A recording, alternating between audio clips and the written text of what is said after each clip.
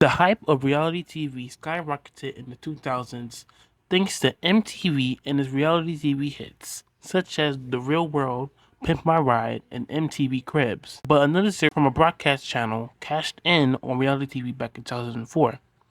It was called To Catch a Predator, and they basically called grown men trying to meet up with teen girls. Chris Hansen became the host of these iconic investigations, but more on that after this. Welcome to the Zay Zay Zone. I'm Isaiah, aka zayzaynicks, and today we're talking about the one and the only Chris Hansen and To Catch a Predator, of course.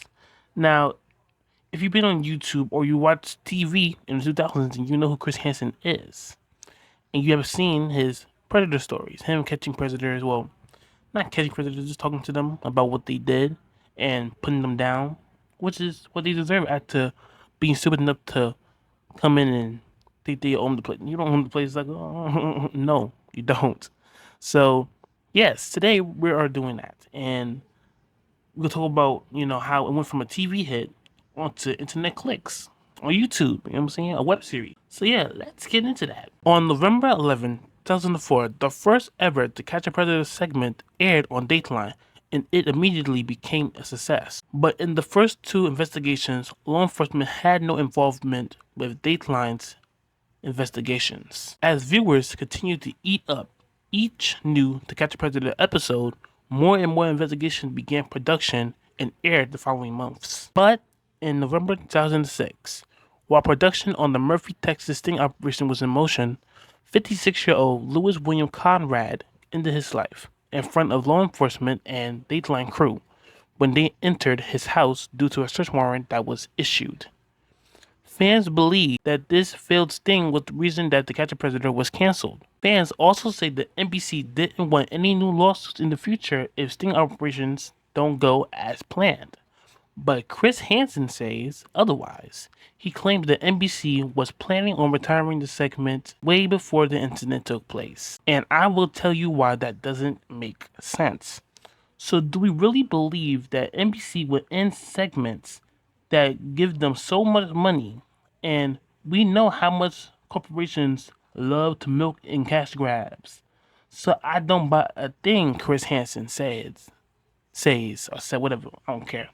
Because it sounds so fake, just like to save face. After being dismissed from Dateline and NBC in 2013, Chris Hansen became jobless. Shortly thereafter, he was able to snag some hosting roles. In 2015, Chris Hansen expressed interest in reviving To Catch a Predator as a web series called Hansen vs. Predator. A Kickstarter campaign was launched. Chris Hansen hoped to raise over $400,000 but ended up receiving $89,000.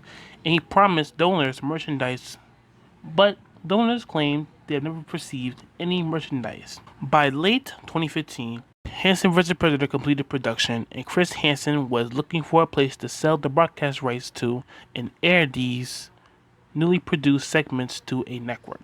When Chris Hansen assumed hosting duties of Crime Watch Daily in 2016, the newly produced segment's broadcast rights were sold, and Hansen vs. Predator became a recurring segment on Crime Watch Daily until it was canceled in 2018.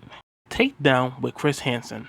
After the cancellation of Crime Watch Daily in 2018, Chris Hansen fell into some hard times.